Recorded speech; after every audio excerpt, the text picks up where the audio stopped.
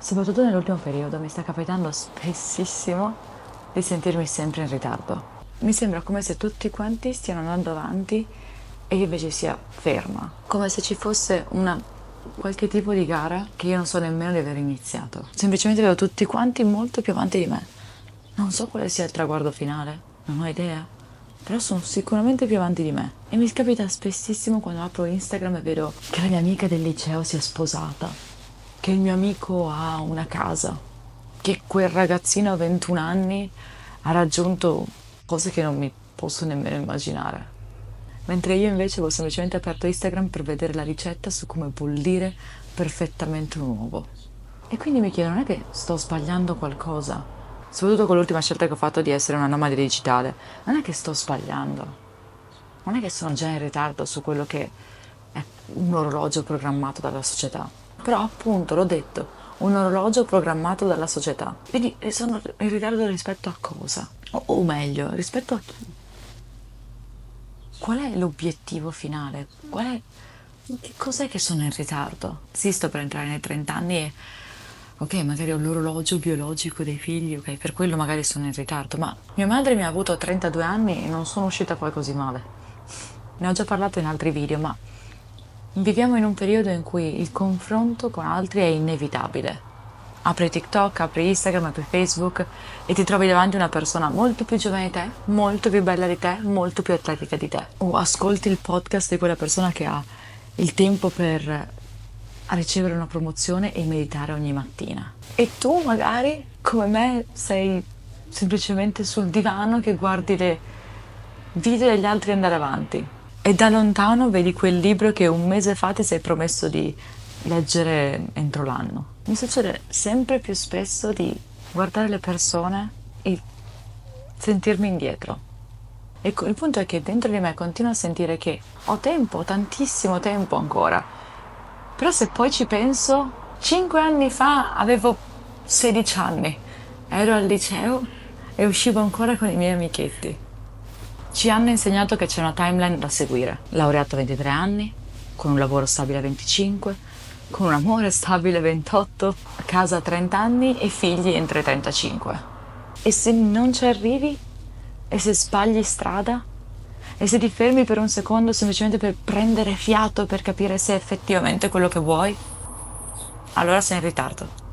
Ma chi è che l'ha deciso? Cioè, chi è che ha deciso queste scadenze, davvero? E per quanto io mi renda conto che la vita non è una lista di cose da fare, che non è uguale per tutti, che non tutti abbiamo gli stessi obiettivi, comunque è inevitabile sentirsi lasciati indietro. E mi rendo conto che ho 29 anni, sono attualmente in Grecia a lavorare da remoto da qua. Lavoro per me stessa. Ok, non avrò una casa, ok, non avrò una relazione stabile al momento, ma sento di aver raggiunto cose, però perché continuo sempre a sentirmi così in ritardo? Ogni tanto mi capita di guardare indietro e pensare, ah, se soltanto avessi capito fin da subito che dovevo fare così. Se soltanto avessi capito fin da subito che quella non sarebbe stata la mia università. I proprietari di casa. Oggi dove sarei? Dove sarei adesso se non avessi sprecato il tempo con quella persona? Se avessi realizzato subito che quella era una red flag? Ma soprattutto, arrivata dove? Cioè, se avessi veramente saltato quei passaggi, magari non sarei qui, molto probabilmente non sarei qui. Quindi mi andrebbe veramente bene aver saltato quei passaggi. L'altro giorno la mia psicologa mi ha veramente stupita quando mi ha detto che molto spesso io non mi rendo conto dei passi che faccio, non mi rendo conto di le cose che riesco a raggiungere. Non so se a te capita lo stesso, magari tu invece riesci.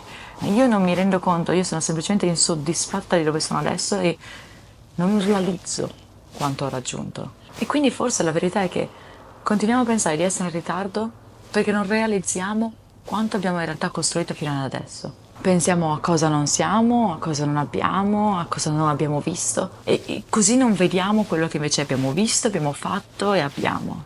Ok, e magari può essere visto un po' come qualcosa di molto cheesy, del tipo accetta quello che hai, devi essere contenta di quello che hai.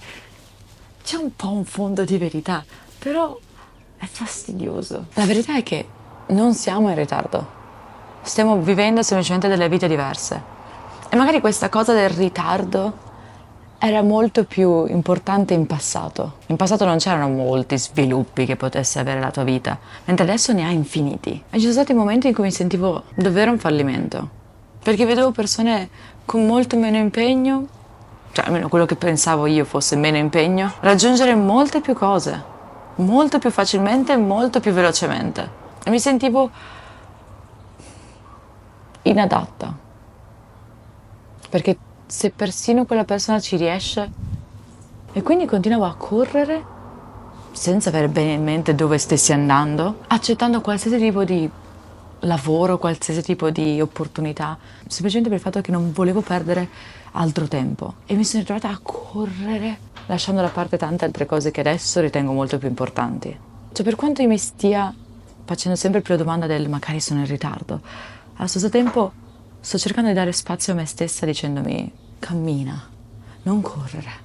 Accetta quello che hai attorno, guarda quello che stai raggiungendo, apri di più gli occhi su quello che riesci a fare invece di quello che non riesci a fare. E soprattutto, che senso ha correre verso qualcosa che non sai nemmeno se vuoi? Prenditi il tempo per capire se effettivamente lo vuoi, se è quello che pensi che ti renderà felice. Quindi non siamo mai veramente in ritardo, soprattutto perché non c'è una vera scadenza. C'è chi trova l'amore a 22 anni, chi lo trova a 42 anni. C'è chi fa carriera subito e chi invece la fa negli ultimi anni della propria vita o a metà. C'è chi ha figli a 12 anni, no, forse 12 è un po' troppo presto. C'è chi ha figli a 16 anni e chi invece ne ha o non ne avrà mai. Non c'è una vita modello e di questo sto cercando di convincermene. Non c'è una vita modello. La vita modello è quella che tu ti stabilisci, essere quella giusta per te, quella in cui tu ti trovi bene, in cui ti trovi felice, in cui stai a tuo agio. E capisco che sia difficile e pauroso perché difficile e pauroso, però è ancora più difficile e pauroso rimanere incastrati in una vita che non si vuole, soltanto perché si aveva paura di essere in ritardo. Se ti senti in ritardo, se ti senti che la vita sta scappando via, ti capisco, perché ti giuro, ti capisco.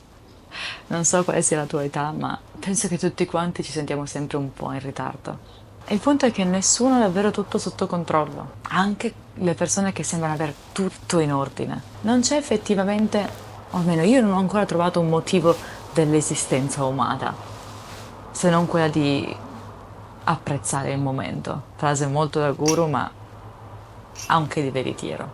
E per oggi va bene così. L'importante è che tu stia facendo qualcosa che ti piace verso qualcosa che magari ti piace, magari non ti piacerà, non si sa.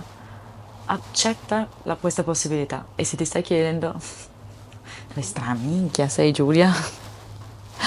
Ho iniziato a vivere da nomade digitale a 29 anni, parlando appunto di essere in ritardo, no?